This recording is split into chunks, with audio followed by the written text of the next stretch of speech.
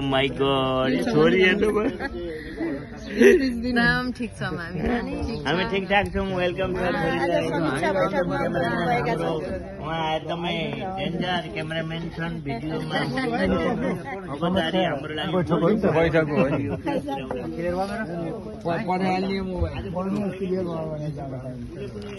अब यहाँ बिलमा अब्जेक्सन भएको कता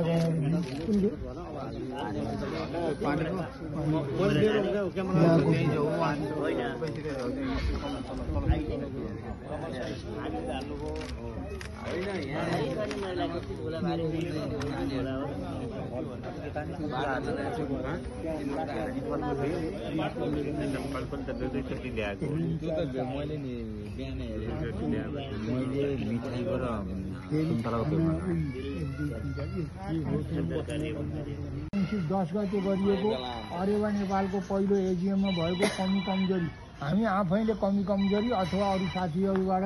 सुनेको कमी कमजोरी के थिए हाम्रा त्यो यस्तो हजुरहरूले जानकारी यहाँ लेखौँ सुधार्न सकिने कमी कमजोरी जो बिग्रिहाल्यो त्यो त अब सुधार्न सकिँदैन त्यहाँ लेख्दा अर्को वर्षको अर्कोपल्ट हामीले गर्दा अथवा अर्को ठाउँ कहीँ गर्दाखेरि त्यो सुधार्न सकियोस् र तेस्रो एजिएम कार्यक्रममा सबैले तन मन धनले यो त पछि एरेन्जमेन्ट गरेका थियौँ जति रेटमा गरेका थियौँ त्यो चाहिँ सबै नै ठिकै छ तर एक ठाउँमा त्यहाँ दाङको अब यो सबै भन्नुपर्ने हुन्छ हुन त सानोतिनो रकम भए पनि हामीले त्यसरी एरेन्जमेन्ट गरेका थियौँ होटेलवालाले त्यसरी पनि गरिदिनु पर्ने थियो हामीले भनेका थियौँ कि यहाँ बेड टी दिनु ब्रेकफास्टमा हुन्छ त्यहाँदेखि केही दिन नदिनु है बेलुकाको एउटा टी बिहान बेड टी हुन्छ रातिको खाना दिनु होला सादा खाना दिनु होला अरू केही पनि यो प्याकेजभित्र केही पनि पर्दैन है भनेर आउनुको बावजुद पनि त्यो चेतना भिलेजमा पनि 2-3टा चिकन कति खाएर म दिन्छु भनेछ त्यसपछि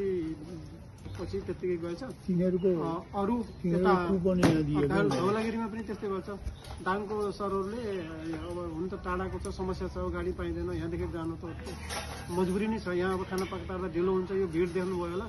अब यो कार्यक्रम भन्दा पनि उहाँको कसैको उहाँदेखिबाट आयो नि त मान्छे त 1000-1200 जाँदा 1000-1200-1500 आउँदा अब त्यो हामीलाई पनि त त्यो समस्या पर्छ त्यो भएर उहाँहरू छिटै निस्किनु भयो त्यहाँबाट र त्यहाँ गएर खाना खाएर जानुभएको छ गर्दाखेरि 1500 रुपियाँ हो फेरि उहाँहरूले 8 जना आउनुभएको थियो 10,000 दिनुभएको थियो लगभग त्यो मेकअप हुन्छ अब हामी त्यसको माइन्ड गर्नुपर्ने कुरो होइन त्यस्तै हामीले यहाँ भनेका थियौँ त्यो प्री बैठक भयो त्यो 9 गते बैठकमा हामीले अब यो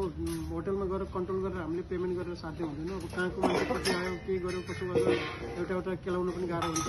अनि त्यो पैसाले हामीलाई उहाँहरूले पठाएको पैसालाई हामीलाई नधान्ने भएपछि यो चाहिँ हामीले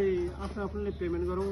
यताको कार्यक्रम तपाईँहरूले जुन पठाउनु भएको छ त्यो पैसाले यताको गरौँ भनेर बेलुका हाम्रो बैठक भयो बैठकमा जो आउनुभएको थियो भने यसरी बैठक हुन सकेन किन भन्दा ढिलो भयो नायर सर नै कम अलिकति ढिलो आइदिनु भयो त्यस्तै हो टाढाबाट आउँदाखेरि अनि त्यसपछि ढिलो भएपछि सबै भतामुङ्ग भयो भएपछि बेलुका साँझ परिहाल्यो अब कोही बस्नु भएन दिनभरिदेखि 1:30-2 बजे बोलाएको थियो अब 5-6 बजे त बसेपछि त्यहाँपछि त अब जाडो पनि भयो कसैलाई भोक लाग्यो के भएर पैसा त्यति बेला जतिजना उपस्थित थियौँ उपस्थित भएको मान्छेको मैले एनाउन्स पनि गरेको थिएँ उहाँहरूको रोभरमा हामीले यसो गरौँ है भन्दा तपाईँहरूको पैसा यति आएको छ यसो गरौँ है भन्दाखेरि सबै ओके भएपछि अनि मैले त्यो अनुसारको होटेलमा वालालाई घर भने फेरि एकछिन त्यहाँ गएर पनि मैले पनि भने तपाईँहरूले पैसा जो व्यक्तिशक्ति छ उहाँसँग लिनु होला भन्दै गएँ त्यसपछि उहाँहरूको कमान्डरले पनि भनिसकेपछि नै फेरि भोलिपल्ट सबैको नजर त्यही खानामा बस्नमा थियो अब त्यहाँ पनि एकदम मिनिमाइज गरेर हामीले बार्गेनिङ गरेर रेट गरेका थियौँ जस्तै उहाँ धौलागिरीमा खानासहित बस्नसहित गरेर एक रातको अर्को बिहानको चियासहित 700 रुपियाँ थियो त्यो काव्य चिकन होटल भन्ने त्यो ठुलो छ त्यसमा चाहिँ 900 रुपियाँको प्याकेज थियो त्यही उसमा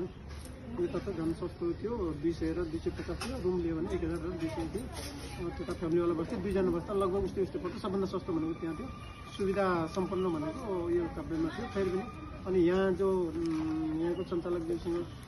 डल्फिनको उहाँसँग त्यहाँ जति रुम थियो यहाँ पनि हामीले कुराकानी गर्दाखेरि सर मैले त यता यतिमा बन्दोबस्त गरेँ तपाईँको 1500 भन्नुभयो कोठाको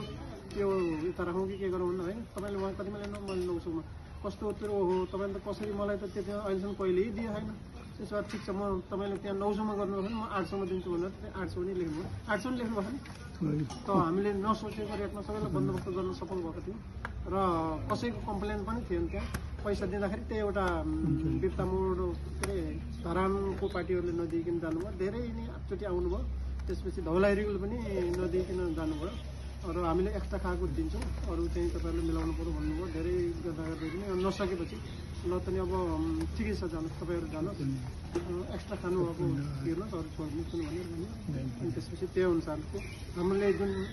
आज जसो भनेको त्योभन्दा पहिला हामीले केही पनि भनेको थिएन। हामीले तपाईँले पठाएको पैसाले सबै खर्च हुन्छ,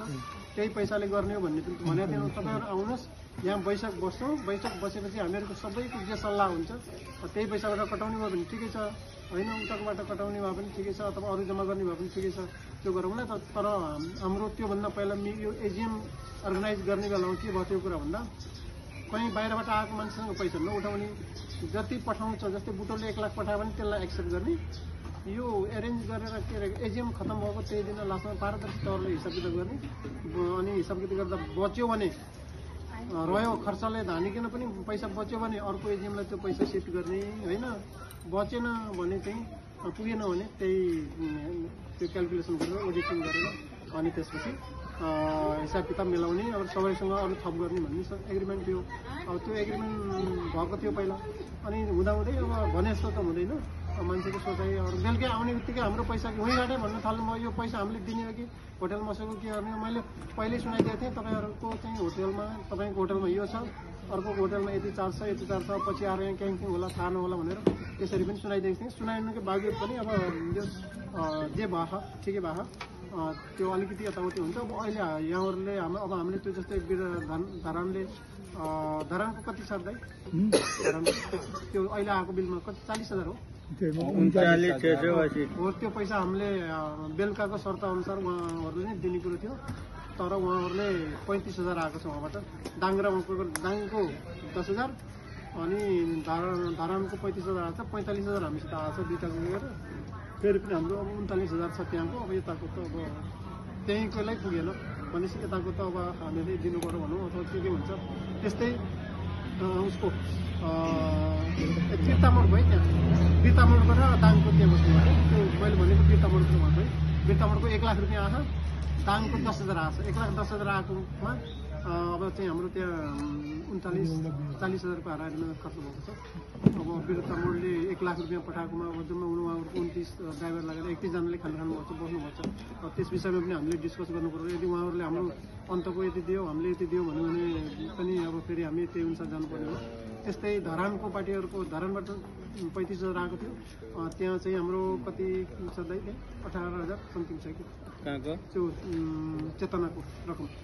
यो विस्तृत रूपमा चाहिँ उहाँले भन्नुहुन्छ है हाम्रो कोषाध्यक्षज्यूले।